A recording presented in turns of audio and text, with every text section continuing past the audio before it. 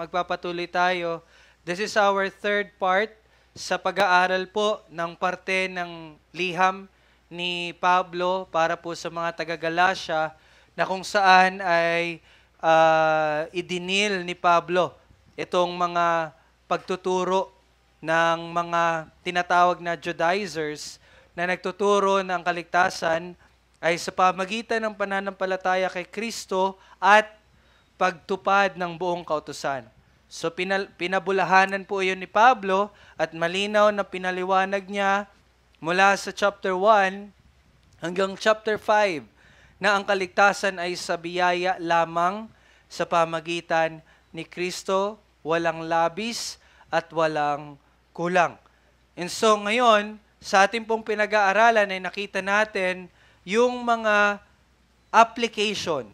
No? Ano yung mga dapat makita sa atin bilang individual na mananampalataya at also sa konteksto na kasama natin ng mga kapatid at kapwa mananampalataya, ano yung mga bagay na dapat na maging bunga ng ikaw na may tamang pagkaunawa ng iyong kaligtasan ay biyaya. So ano yung mga epekto nun? And ang ating natutunan na ang pagkakaroon ng tamang pag-unawa ng paraan ng kaligtasan, in which iyon ay sa biyaya, sa pamagitan ng pagkilos ng Espiritu, ay magbubunga ng tamang pakikisalamuha sa kapwa mananampalataya. So it will have a relational effect. No? Maapektuhan ang relasyon mo sa iyong kapwa mananampalataya sa kung paano mo naunawaan ang kaligtasan. And ang tamang pag-unawa ng tamang paraan ng kaligtasan ay magdudulot sa atin na hindi tayo magiging palalo or hindi tayo magiging mayabang with one another. No? Kasi alam mo na hindi performance-based ang kaligtasan mo. So you will not compare yourself to the other brother or sister, or kung ikaw man ay mas magaling or mas sumusunod sa Diyos, hindi iyon magiging dahilan mo upang magsabi ka na, hoy, diba? Top 1 ako, top 2 ka lang. And isa pa sa magiging dulot nito ay hindi lang sa hindi tayo magiging mayabang, bagkus tayo ay magiging daluyan ng biyaya ng Panginoon na kung saan itatama natin ang nagkakamaling kapatid. So last Sunday, yun po ang naging focus natin, ang pagtatama sa nagkakasalang kapatid. And I remember, ito po yung isa sa mga bagay na hindi na natin halos makita sa mga lokal na iglesia. No? And ito yung isa sa bagay na nakakalungkot. Kasi ito yung vital, ito yung napakahalaga para sa isang lokal na iglesia. Pero marami nag-iisip, kasi kapag itatama mo yung kapatid mo, maaring magalit siya, maaring, di ba, mabuwag kayo, maging hindi maganda na yung relasyon nyo sa isa't isa. Pero actually, that's a very wrong mindset. Bagkus ang pagtatama ay siyang mas magpapalapit sa atin at mas mag-iingat at mas magpapatatag ng ating relasyon.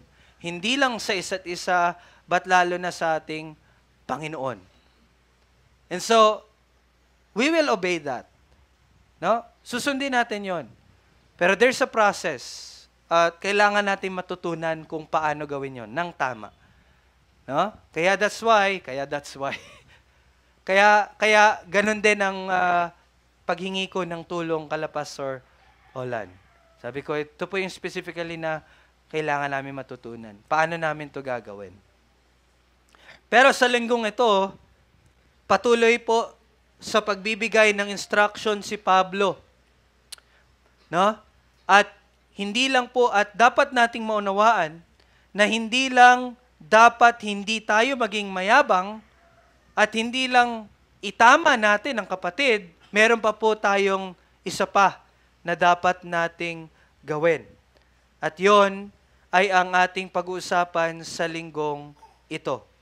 Pagkatapos ng pagtatama, ay nararapat na dalhin natin ang pasanin ng isa't isa. Ulitin ko po, pagkatapos nating itama ang ating kapatid, nararapat lang na ating dalhin ang pasanin Pasanin ba or pasanin? Pasanin ng ating kapatid. Bearing one another. Ito ay napakahalaga po dahil may isang bagay na hindi natin makakayang pasanin ng sarili lang natin. No? Kailangan natin ng katulong. Ano po yon? Ano po yung sa tingin nyo yung bagay na hindi natin kayang pasanin sa pamagitan ng ating sarili? Or kung tayo-tayo lang? Any idea? Prayer? Pwede. Kahinaan sa prayer? Pwede. Yung pasanin po, no? Any idea? Kala mo Sunday school no? Anyway, ang isa sa mga bagay na hindi natin kayang pasanin sa pamagitan ng ating sarili ay ang bigat po ng kasalanan. Okay? Ang bigat ng kasalanan. Pero, hindi po ibig sabihin na hindi sapat si Kristo para mapagtagumpayan ang kasalanan. Huwag po nating iisipin na hindi sapat ang Diyos. Sa katunayan, napagtagumpayan na po natin ang kasalanan. Ha? Nakalito naman. Bakit hindi natin kaya yung bigat ng kasalanan, pero ngayon ay sasabihin mo na napagtagumpayan na natin ang kasalanan? Well, it is true. Napagtagumpayan na natin ang kasalanan dahil sabi sa salita ng Diyos in 1 John 5:4-5, sabi doon, sapagkat ang sino mang ipinanganak ng Diyos ay dumadaig sa sanlibutan at ito ang tagumpay na dumadaig sa sanlibutan, ang ating pananampalataya. Sino ang dumadaig sa sanlibutan? Kundi ang sumasampalatayang si Jesus, ang anak ng Diyos.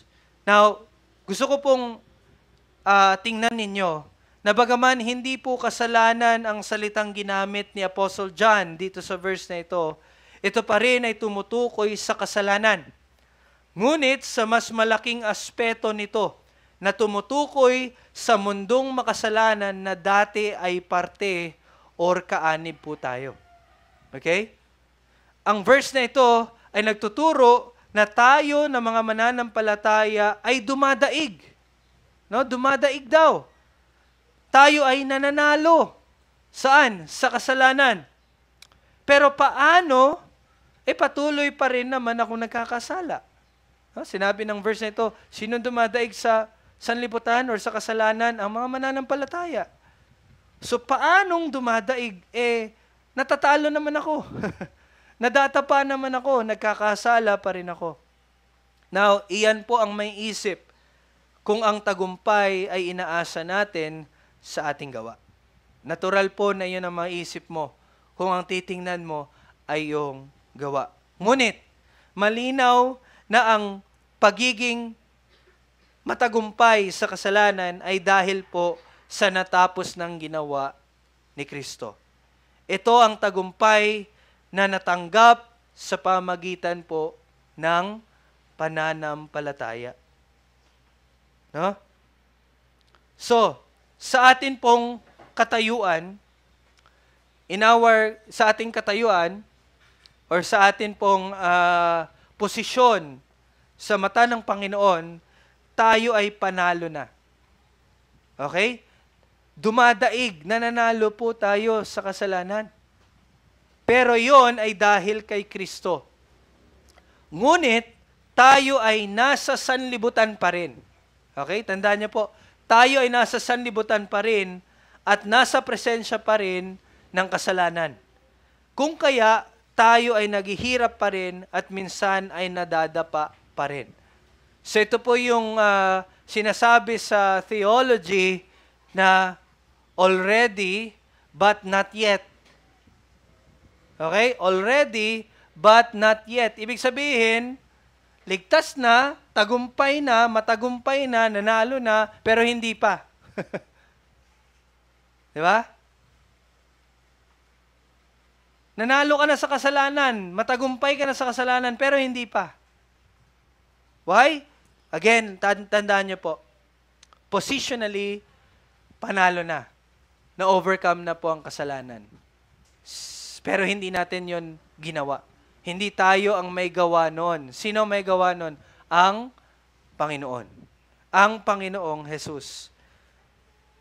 Kaya tandaan, naghihirap tayo hindi dahil kabaro natin ang kasalanan. Bagkos tayo ay naghihirap sa kasalukuyang panahon sa pakikibaka sa kasalanan dahil tayo ay kaaway na ng kasalanan. Okay? Kaya tayo ay nakikipaglaban at nakikibaka sa kasalanan at ito ay dapat nating ikalugod. Bakit? Bakit kailangan mo ikalugod na ikaw ay nakikipaglaban sa kasalanan? Dahil nangangahulugan lang na ikaw na ay na kay Kristo at ikaw ay ligtas na. So yung katotohanan pa lang na nakikipag-struggle ka, no, nakikipagbuno ka sa kasalanan, is a gracious truth na ikaw ay ligtas na. Kasi hindi ka na kabilang or hindi ka na nagpapasakop sa kasalanan. Hindi na si Kristo ang kaaway mo. No? Hindi na si Kristo ang kaaway mo. Bagkos ikaw ay nasa liga at hukbo na ni Kristo. That's why merong struggle with sin. That's why merong pakikipag-wrestling sa kasalanan. Kasi kayo ay magkaaway na. Hindi ka na alipin ng kasalanan. At alam nyo ba, ang dulo ng laban na ito ay tagumpay. Yun yung napakagandang katotohanan. Bagaman tayo ay struggle, Bisaya, mga ka-angkol. Bagaman, we will struggle. Okay? Pero ang endpoint nito is victory. Bakit? Dahil napagtagumpayan na ni Kristo. At darating yung consummation nito. Pag sinabi nating consummation, yung completion, kumbaga, yung kabuang pagkokompleto ng lahat ng natapos ng ginawa ni Kristo ay darating sa araw na luluwalatiin na po tayo ng Diyos. You will be glorified.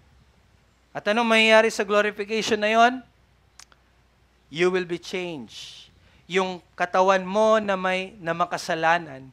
Kaya nga po, di ba sinasabi natin, nasa presensya pa rin tayo ng kasalanan. So yung itong makasalanang katawan natin, in our glorification ay mapapalitan. Mawawala na to, mamamatay na to, completely mawawala na ang kasalanan. No? So yun yung glorification na mangyayari. And take note, lahat ng mga itinalaga ay magtatapos sa pagluluwalhati. No? Sabi nga sa salita ng Diyos, at yaong mga itinalaga niya ay kanya namang tinawag, at ang mga tinawag niya ay itinuring niyang ganap, at ang mga itinuring na ganap ay niluwalhati din naman niya. Yun yung promise. So if you are saved by grace, alam mo naligtas ka sa pananampalataya, darating ang panahon that you will be glorified. You will be completely victorious over sin. Why? Tatanggalin na yung makasalanang katawan, yung makasalanang likas na nasa sa atin pa rin. Mapapalitan na po ang lahat ng iyon. Pero, that will be in the future. Tandaan natin, tayo sa kasalukuyang panahon ay nandito pa. Yun lang yung natin, yung ipi-face natin ngayon. Tayo ay nasa kasalukuyang makasalanang likas pa rin natin. Kaya ang ating layunin habang naghihintay sa araw ng pagluluwalhati ay ang pagtatagumpay practically, no? Doon sa kasalanan. At hindi natin ito magagawa ng tayo-tayo lang. Hindi mo yan magagawa ng sarili mo lang. Kailangan natin po ang isa't isa. Kailangan natin ang isa't isa. Now, yes, nandyan ang salita ng Panginoon, nandyan ang Espiritu ng Panginoon, and that is enough. Pero kung babasahin mo ang salita ng Panginoon at kung alamin natin ang kalooban ng Espiritu, kalooban niya na gamitin ang pagpapalakas sa pamagitan ng iglesia. Kung kaya, nandyan po ang iglesia. No? Kung kaya, isa sa bunga ng tamang pag-unawa ng kaligtasan ay ang pagtatama sa makasalanang kapatid. Ngunit, hindi nagtatapos doon. Kailangan natin siyang akayin at tulungang tumayo sa pamagitan ng pagdala ng kanyang pasanin. Doon natin siya matutulungan. Ang bigat ng kasalanan. No? So, ang tanong, bakit ba nararapat na gawin natin iyon? Bakit nararapat na pasanin natin ang mga pasanin ng isa't isa? Well, may isa lang pong dahilan. Dahil pinasan ng Panginoong Hesus ang ating mga pasanin. He is our great test example. Ano yung pasanin na yon? Yon ang pasanin na hindi natin kayang dalhin. Kung hindi ginawa yun ng Panginoon, lulubog tayo sa tiyak na kapahamakan. At ano yon? Pinasan niya ang ating mga kasalanan. Now, there's a verse kanina na binasa natin, Isaiah 53. Sabi doon, tunay na kanyang pinasan ang ating mga karamdaman at dinala ang ating mga kalungkutan. Gayon may ating itinuring siya na hinampas, sinaktan ng Diyos at pinahirapan. No? Ang Diyos ang siyang humampas sa kanya. Why? Kanino siya nagbayad? Sa Diyos. Hindi kay Satanas. No? Kasi minsan, iniisip natin, niredeem tayo ni Lord from sin. But it doesn't mean na niredeem niya tayo sa pamagitan ng pagbabayad kay Satanas. No. No? Ang Diyos, ang siyang humampas, ang siyang, kung sasabihin ko, no, ang siyang pumatay kay Kristo. Dahil sa Kanya, nararapat ang kabayaran. And in verse 5, ngunit siya'y nasugatan dahil sa ating mga pagsuway, siya'y binugbog dahil sa ating mga kasamaan. Pinataw sa kanyang parusa para sa ating kapayapaan at sa pamagitan ng kanyang mga latay ay gumaling tayo. So you see, pinasan niya po yung pasanin mo. And not only that, sabi sa 1 Peter, siya mismo ang nagdala ng ating mga kasalanan, no? Siya mismo ang nagdala. He bore. No?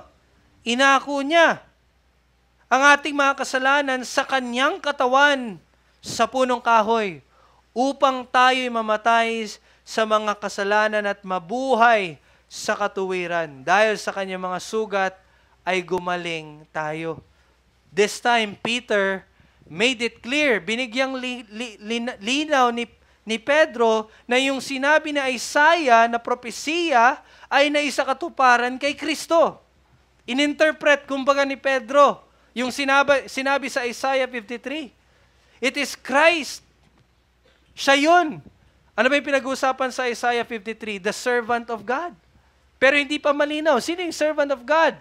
But in the New Testament, sa letter ni Pedro, binigyang linaw niya na yung servant of God in Isaiah 53 is Jesus Christ Himself. Mga kapatid, hindi niya lang po tayo tinulungan. Di ba? Yung image ba na bubuhatin mo to, tas nasa kabila siya bubuhatin niya. Hindi po ganun ang imahe ng pagpasan niya. Bagkus siya mismo ang gumawa ng lahat. Buong buo. Lahat ng pasanin natin, siya ang umako ng iyon. Siya ang umako ng buo at matuwid na galit ng Diyos na para sana ay sa atin. At dahil doon, tayo ay napatawad. And alam niyo po ba, hindi natapos ang pagpasan niya sa atin. Bagos araw-araw ay patuloy po tayong tinutulungan ng ating Panginoong Hesus. Ha? Paano? Paano nangyari yon?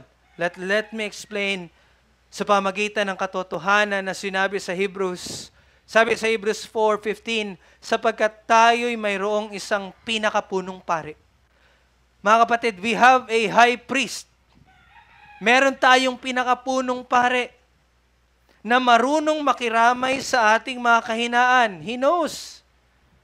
Alam niya yung kahinaan natin. Bakit? Kasi siya ay tinukso sa lahat ng mga paraan na gaya rin naman natin. No? Pinagdaanan niya yung mga pagtutukso na ating patuloy na pinagdadaanan hanggang ngayon. Gayon may wala siyang kasalanan. At anong ginawa nung pinakapunong pari natin na iyon? In Romans 8, sabi doon, si Kristo Jesus na namatay, oo, siyang muling binuhay mula sa mga patay, na siya ring nasa kanan ng Diyos, na siya ring namamagitan para sa atin. No? So, ang kanyang pagiging pinakapunong pare ay para maging mamagitan para sa atin before the throne of God above. Kaya nga kanina inawit natin, di ba? Before the throne of God above, I have a strong and perfect, ano yan? Peace? Plea. A great high priest. Because we have a great high priest na siyang namamagitan para sa atin. Now, this is one thing na unawaan ko. Whenever pala, meron tayong hindi masyadong nagiging klarong pag-unawa sa New Testament, look back in the Old Testament. No? Napakalaking tulong hindi napakalaking tulong, pero doon talaga natin mauunawaan yung katotohanan na yon. But anyway, example niyan, Jesus Christ is the great high priest. Maunawaan natin yung kung titingnan natin yung nangyari sa Old Testament, yung mga tungkulin ng isang punong pari. Now anyway, si Jesus bilang ating pinakapunong pari ay nabubuhay magpakailanman na siyang isa sa mga dahilan ng katiyakan ng ating kaligtasan. You know what? Dahil si Kristo ay patuloy na nabubuhay, siya na pinakapunong pari natin ay siya ring patuloy na namamagitan sa atin. Kung kaya, meron tayong katiyakan sa ating kaligtasan. Ngunit hindi lang po iyon. Hindi lang po iyon ang kanyang ginawa. Ang kanyang pagkapunong pari para sa atin ay nagpapanatili din sa atin sa araw-araw. Why? In Hebrews sabi doon, subalit hawak niya ang pagiging pari magpakailanman sapagkat siya ay nagpapatuloy magpakailanman. Dahil dito, siya ay may kakayahang iligtas ng lubos ang mga lumalapit sa Diyos sa pamamagitan niya. Now, take note, lumalapit, no? Yamang lagi siyang nabubuhay upang mamagitan para sa kanila. Now, yung salita pong mamagitan dito ay patungkol sa pagpapanalangin. Hindi lang po ito yung pagiging mediator, but pagiging pari na nananalangin para sa atin araw-araw. Now, let me give you an example kung kailan nanalangin po si Jesus para sa isang mananampalataya. That's the example of si Pedro. In Luke 22, sabi po doon, Simon, Simon, narito, hinihingi ni Satanas na ligligin kayo gaya ng trigo, subalit ako ay nananalangin para sa iyo. Sabi ng Panginoong Yesus kay Pedro, upang ang iyong pananampalataya ay huwag mawala.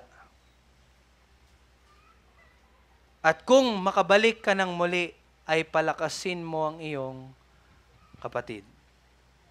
So you see, that is a good example ng ating Panginoong Yesus ay nananalangin para sa atin. No? And patuloy niya po yung ginagawa bilang ating pinakapunong pari. And hindi lang po iyon, actually, I have another example kung bakit dapat nating gawin ang pagpasan sa pasanin ng ating mga kapatid. Dahil pinamuhay po iyon ng ating mga apostol at ng mga naunang iglesia. So dito natin makikita na isa sa mga application na makikita natin sa mga unang mananampalataya ay ang pagpasan sa isa't isa. Now, sabi ni Pablo sa mga taga-Korinto, sabi niya, ako'y may malaking kagalakan na gugugol at gugugulin para sa inyo. No? Grabe yung words ni Pablo. Sabi niya, I have this great joy to spend and to be spent. No? May kita natin dito na pinasan niya ang mga pasanin ng mga iglesia. And kung mababasa natin sa kanyang mga liham, isa sa mga katunayan na patuloy niyang tinatama, di ba? Kung titingnan niyo yung mga letters ni Paul, it's more on correction eh. Why? Bakit niya tinatama? Dahil iyon ay isa sa pamamaraan ng pagpasan ng kahinaan ng mga kapatid. And hindi lang yon, not only through his letter, but also sa kanyang, ano man tawag doon, pagpapagal? Kanyang pag-serve sa kanila. To the point na, sinabi pa nga niya, he experienced shipwreck, yung kumbaga nasa laot ba, pero nasira yung yung sinasakyan niya, hubot-hubad, walang pagkain, nandun yung danger ng mga, tawag dito, mga magnanakaw, tulisan. O bakit siya naharap sa ganon? Kasi siya ay nagpupunta sa mga iglesia upang magturo at gabayan ang bawat mananampalataya. And also, nakita rin natin ang pagpasan ng naunang iglesia. Na kung babalikan natin sa Acts, in Acts chapter 2, 44 to 45, pagkatapos ng Pentecostes, ilan po yung naligtas? Pagkatapos ng Pentecostes? 3,000. Diba? 3,000 ang naligtas. At dahil marami sila, at mula sa iba't ibang bansa, ano nangyari? Anong ginawa nila? In Acts 2. Sabi sa Acts chapter 2, binenta at ibinigay ng mga kapatid ang kanilang ari-arian at pinaghati-hatian para i-meet yung pangailangan ng mga kapatid. Yun yung unang time. Di ba? Yun yung unang time. And pangalawa, in Acts chapter 4, patuloy po na lumalaki ang bilang ng iglesia at gayon din ang kanilang pangailangan. Pero sinabi sa Acts chapter 4 verse 34, walang sino mang naghihirap sa kanila sapagkat ipinagbili ng lahat ng may-ari ang kanilang mga lupa at mga bahay at tinala ang pinagbilan ng mga ito. At inilagay nila ang mga ito sa paanan ng mga apostol at ipinamahagi sa bawat isa ayon sa pangailangan ng sinuman. So you see, pangalawang beses na po nangyari yung pagbebenta ng kanilang ari-arian at ibinigay sa mga nangangailangan. And actually, hindi po nagtapos doon. For the third time, in Acts chapter 11. In Acts chapter 11, sana nag-Bible reading kayo, ang nangyari po ay merong prophesied na famine na mangyari. At anong ginawa nila? In verse 29, ang mga alagad, ayon sa kakayahan ng bawat isa, ay nagpasyang magpadala ng tulong sa mga kapatid na naninirahan sa Judea. So ito po yung pangatlong pagkakataon na kung saan ay nagbigay ng tulong ang mga mananampalataya. Nakikinig po ba kayo?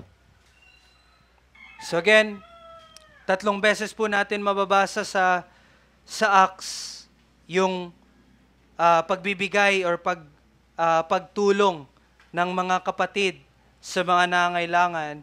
Now, bagaman ito ay patungkol sa pinansyal na pagtulong, ang paglathala nito sa libro ng mga gawa ng 3 beses sa salita ng Diyos ay nagpapakita na isa ito sa mahalagang paraan ng pagpasan ng pasanin ng mga kapatid sa iglesia. At ito ay malinaw na natutunan nila sa Panginoong Hesus nang hindi hinayaan ng Panginoon ang pisikal na pangailangan ng mga tao. Now, if you remember the feeding of the 5,000 and the 4,000, sabi ng Panginoong Hesus, bakit mo papauwiin sila nang walang pagkain? So may kita natin doon yung great example ng Panginoong Hesus. And na-capture po iyon ng mga mananampalataya.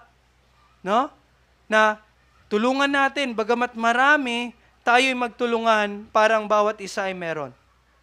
So malinaw po ang dahilan bakit ito dapat nating gawin.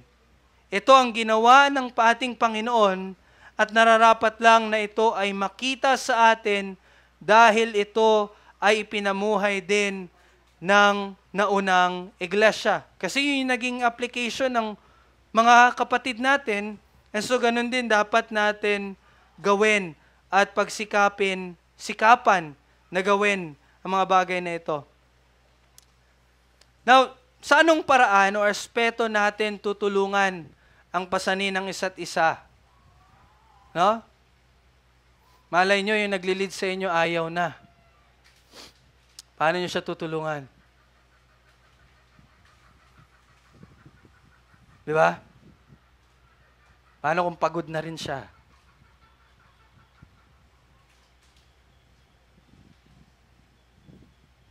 Paano kung maging makasarili siya?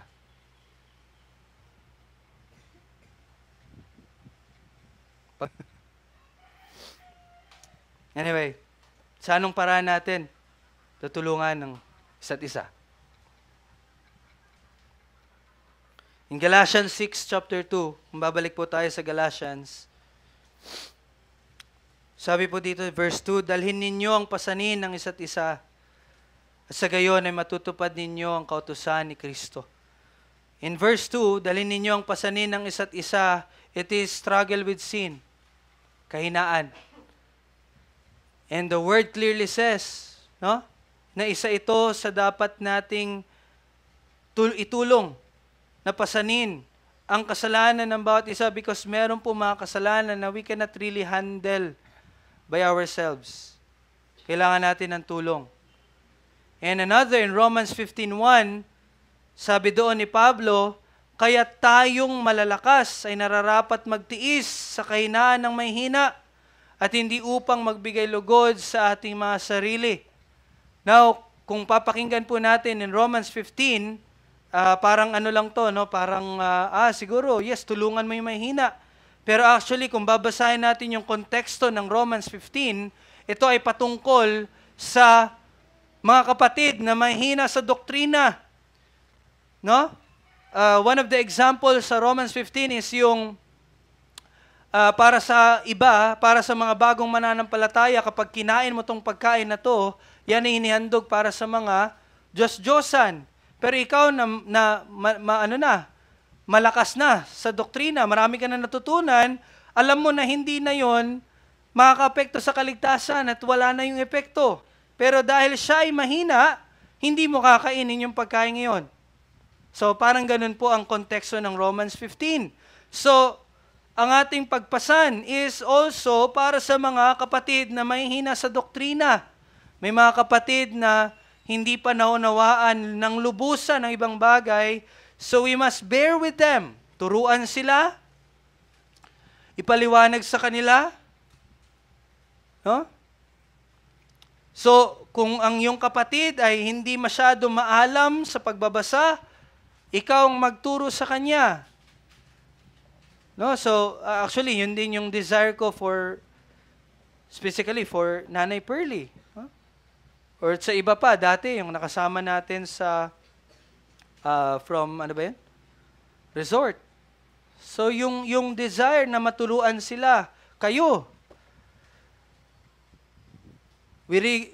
Binibigay natin yung effort na maitagalog lang yung mga basahin para may mabasa kayo. Kasi we know na merong iba sa atin is limited lang din sa pag-intindi sa Tagalog. You know why? Bakit tinatagalog ko po yun? Para po sa inyo, para basahin nyo, pero ba't di nyo binabasa? Kung magiging mga sarili lang po ako, hindi ko nagagawin yun. Parang ganun po ba, no? Biruin nyo po yung Glorious Gospel, isang libro with 34 chapters na Tagalog natin yun. Sa anong dahilan? Para maunawaan nyo as much as possible. Matuto kayo.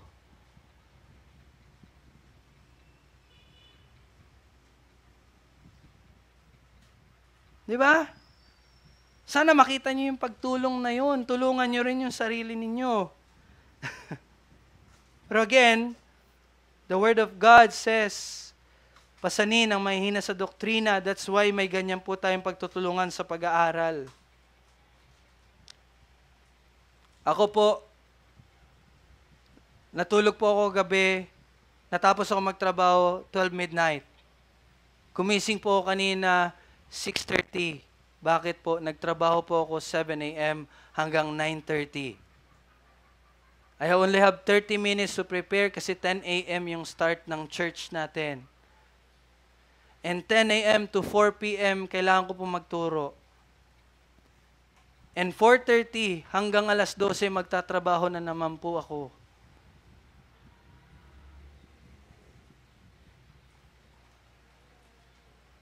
At least, gawin niyo po yung responsibilidad niyo to read the Word of God. Yun na lang po.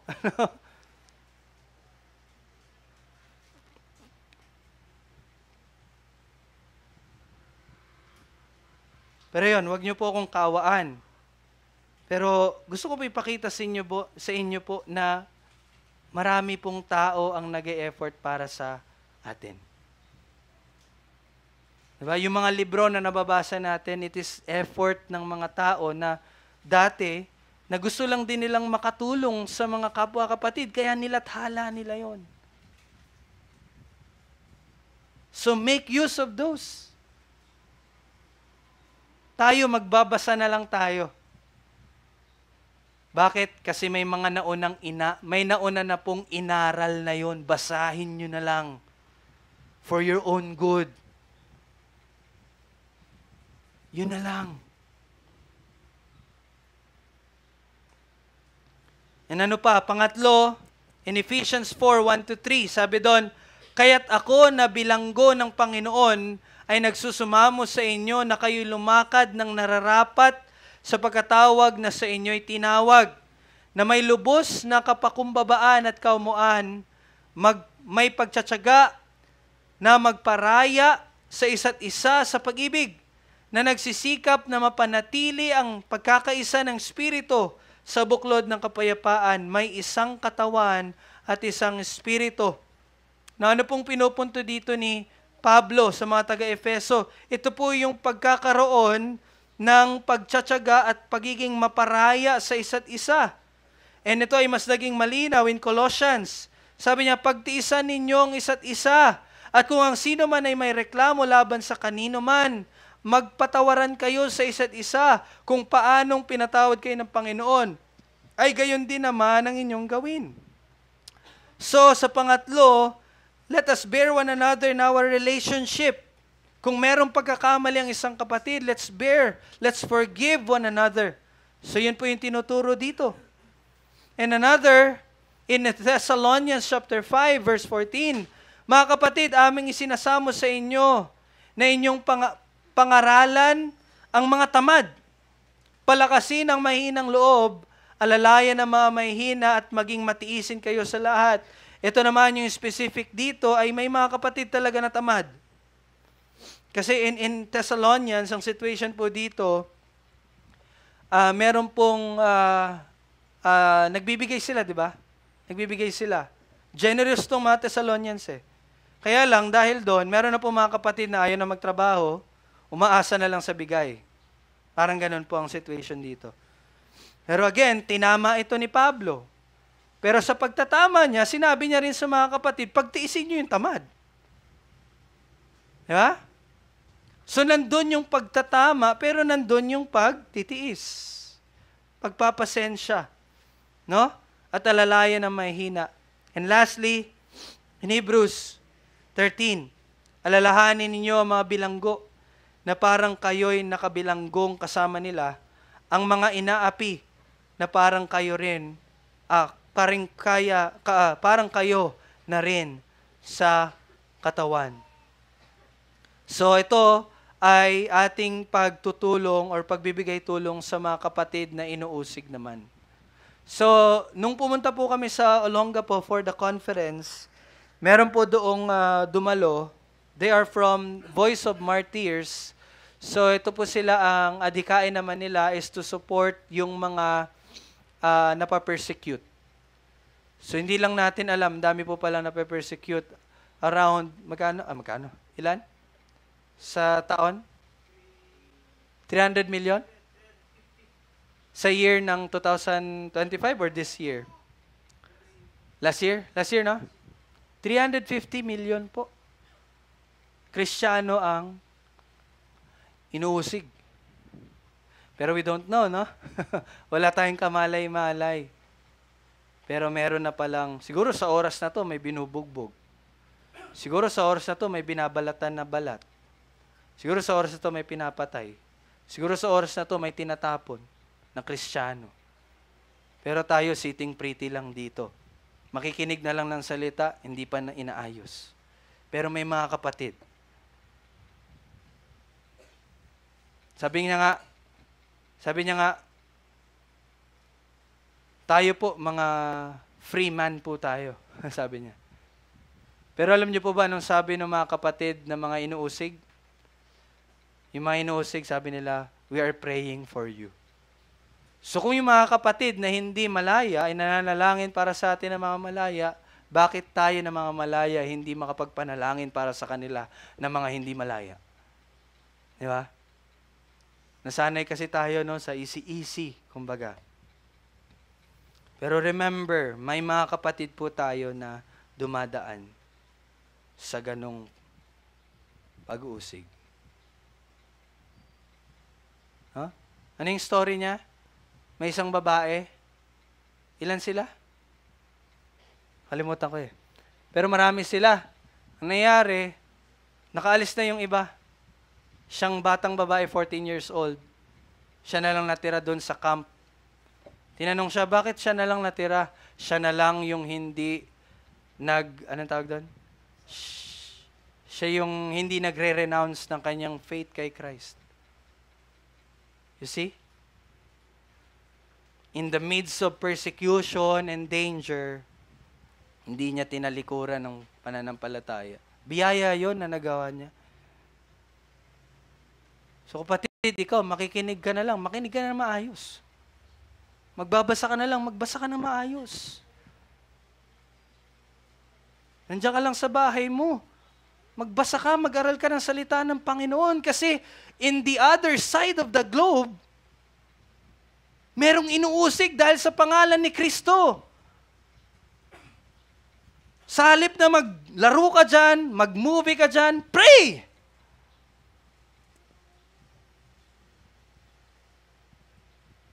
Di ba?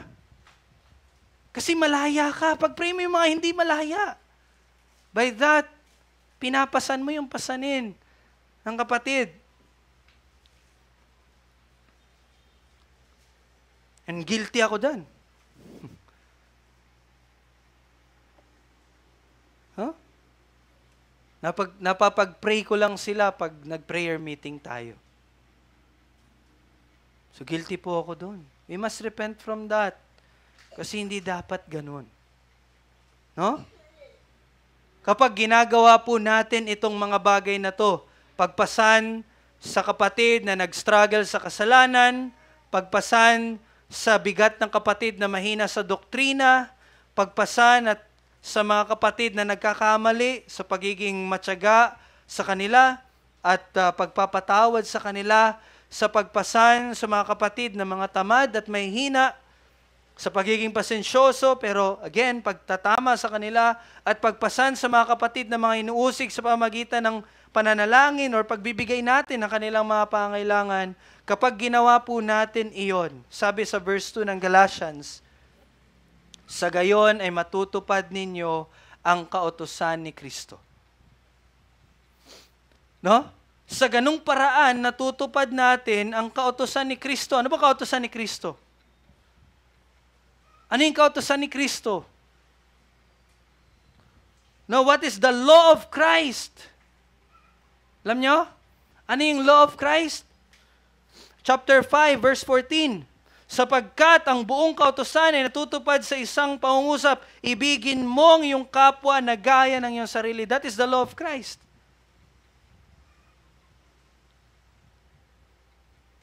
Ito ang kautusan ng pag-ibig na siyang tumutupad sa buong kautusan. Kapatid, ganito po kahalaga at nararapat na pagtuunan natin ito ng pansin. Yung pagpasan natin sa pasanin ng ating mga kapatid, gano'n na lamang po yun kahalaga. Bakit? Kasi ito, dahil sa pamagitan nito, natutupad natin ang kautusan ni Kristo. Kaya ito ay dapat prioridad ng bawat mananampalataya. Tanungin ko po kayo, naramdaman nyo na po ba yung isang araw, gumising ka, then pakiramdam mo parang, ano bang halaga ng pagiging Kristiyano ko? Sino dito yung nun? Yung pagising mo, or when you pray, parang, ano yung pagpipray ko ba? Naranasan nyo na po yun? Ako, I experienced that. Naranasan ko po yun. Sabi ko, ano ba to? Anong purpose ng pagiging Kristiyano ko? Well, okay, alam ko na dapat ihayag ko yung gospel. Okay? Alam ko yon. At alam ko dapat turuan ko yung kapatid. Alam ko yon, yes. Pero, to be honest with you mga kapatid, ngayon lang naging mas malinaw sa akin kung ano ang kahalagahan ng pagiging Kristiyano ko. Kung ano ang kahalagahan ng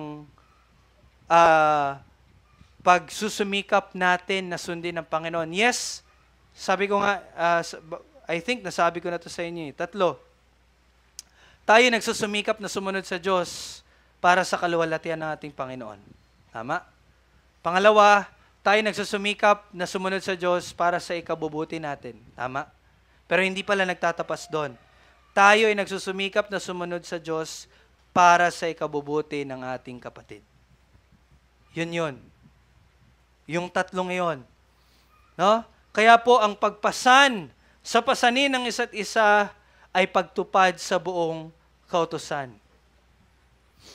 So, kapatid, every time nagigising ka, and maisip mo, ano yung purpose ng buhay mo ngayon, one of your purpose is, again, nandun na tayo, glorify God, at para mapabuti ka, nandun na tayo.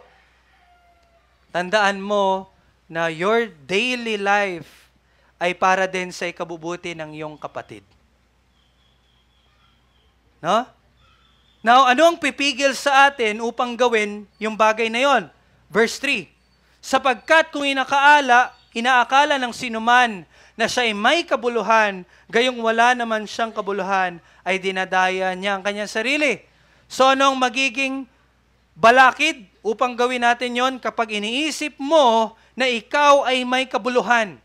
Ibig sabihin, kapag iniisip mo na ikaw ay mas mabuti or mas may halaga kesa sa iyong kapatid. Kapag ganun ang pag-iisip mo, hindi mo magagawa itong bagay na ito. At kapag nakakalimutan mo na walang nagmula sa iyo. Basta makalimutan mo na lahat ng bagay mula sa Diyos, ayun na, mas magsisimula ka ng maging makasarili. Ito ay mabubuo kapag iniisip mo ang kaligtasan ay sa pamamagitan ng performance mo. Once titingin ka na sa performance mo, makakalimutan mo na yung kapatid mo. Ang maling pag-unawa sa daan ng kaligtasan ay nagdudulot ng pagkamuhi at pagiging makasarili. Once babaling tayo sa performance natin, it will end up harming our brothers. Kaya hindi dapat ganito. Bagkus in verse 4, anong dapat mong gawin? Verse 4, ngunit subukin ng bawat isa ang kanyang sariling gawa at kung magkagayon, ang kanyang dahilan upang magmalaki ay sa kanyang sarili lamang at hindi sa kanyang kapwa. So sa halip na tingnan mo yung performance or yung ginagawa or yung buhay ng kapatid mo in a sense na pagkukumpara, sabi sa verse 4, tingnan mo yung sarili mo. Subukin mo yung gawa mo. Tingnan mo yung gawa mo. No? Tandaan at tingnan mo, saan ba nagmula ang iyong kakayanan na sumunod sa utos ng Diyos? Kung ikaw man ay sumusunod sa Kanya, tandaan mo, saan ang galing yon? Paano at bakit mo nagagawa yon? Ano ba ang dahilan? Bakit ka ganyan at nagmamahal ka sa Diyos? At kapag ginawa mo yon, maalala mo na sa biyaya lamang ng Diyos nagagawa mong lahat ng ito. And once you remember that, kapag ginawa at naunawaan mo yon, hindi ka magmamalaki sa iyong kapwa. Diba? Yan ang sabi sa verse 4. No? Bakit? Bakit hindi ka magmamalaki sa iyong kapwa? Dahil verse 5, sapagkat ang bawat tao ay dapat magdala ng kanyang sariling pasan.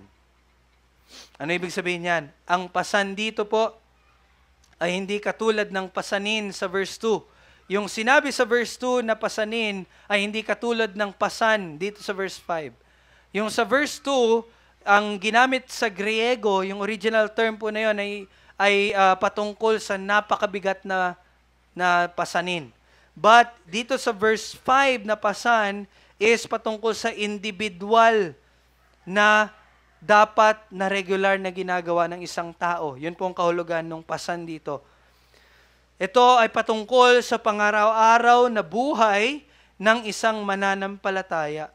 At ito ang dapat mong pagtuunan ng pansin.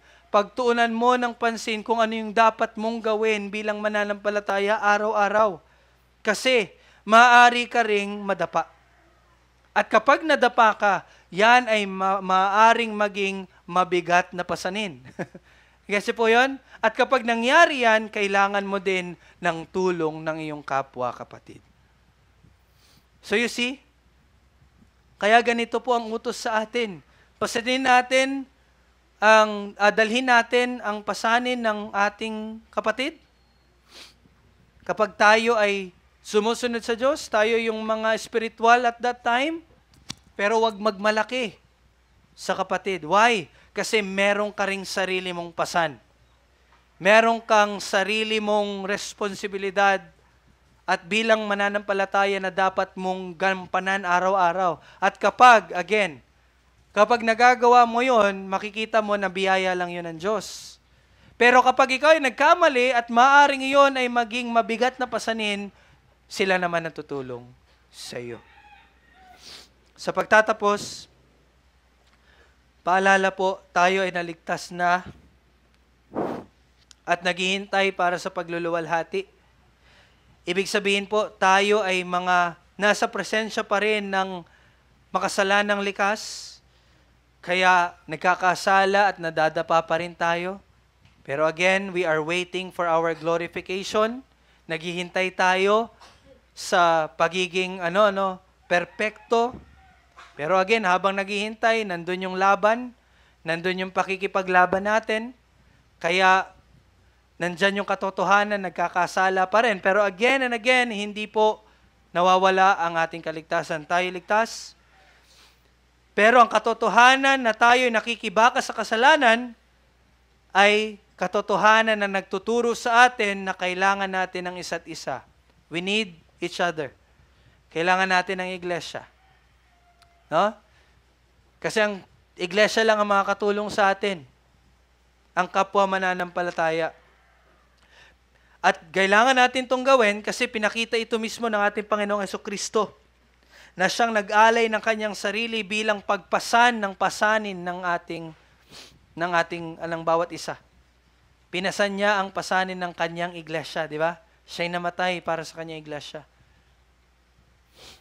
Kaya ipamuhay din natin ito. Dahil kahit ang mga alagad at naunang iglesia ay ginagawa ito. Kaya huwag tayong huminto sa pagtatama ng makasalanang kapatid at dalhin din natin ang kanyang pasanin hanggang sa tuluyan at patuloy na siyang makalakad mula sa kanyang pagkakadapa.